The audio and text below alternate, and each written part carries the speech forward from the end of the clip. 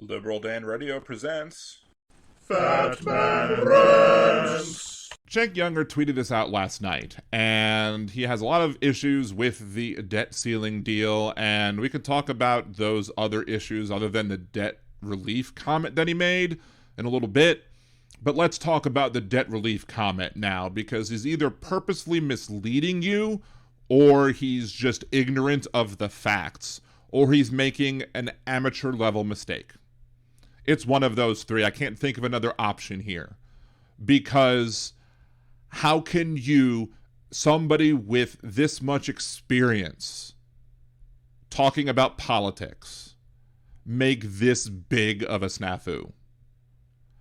I mean, if this is part of the deal. I looked at what was included in the deal. Biden agreed that they would resume payments and interest collection August 30th of this year. Yeah, that's true. But, and here's the big but,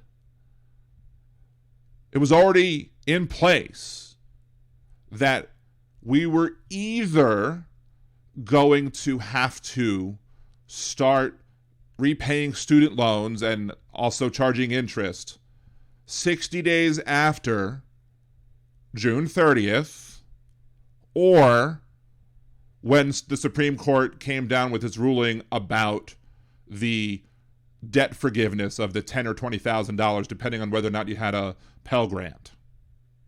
Whichever comes first.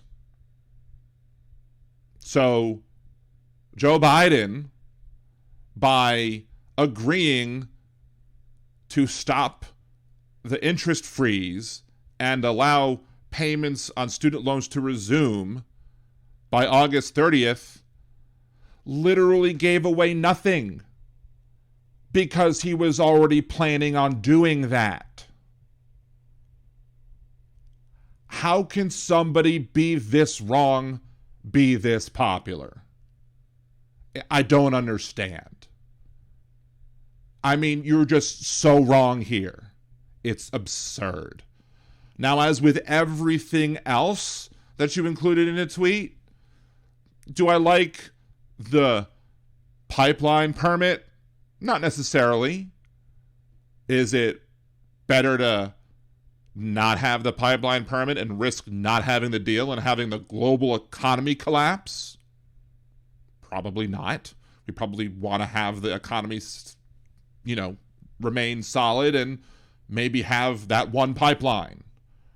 Would I rather have those $30 billion in COVID relief money available to be spent on COVID-related things because COVID is still around, even though it is not as drastic as it was way back in the day?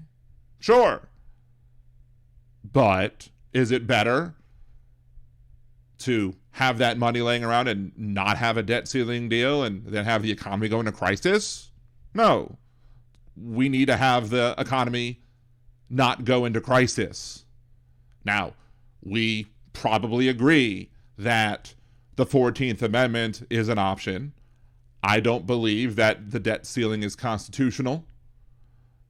The Constitution is clear that we should not question our debt.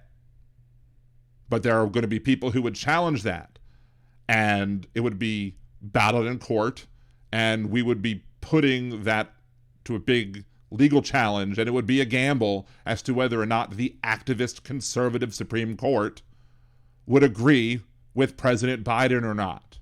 Do you want to gamble the global economy on whether or not the activist conservative Supreme Court agrees with the Democrat Joe Biden or not? I don't think it's worth that gamble, even though I firmly believe that, contextually speaking, as written, the Constitution would be on the side of President Biden if he did decide to go the 14th Amendment route. But here's the final point. If you don't want a Democratic president to have to make deals with a Republican Speaker of the House or a Republican Senate Majority Leader, which we don't have right now, But if you don't want to have a Democratic president having to make such deals, elect them a Congress.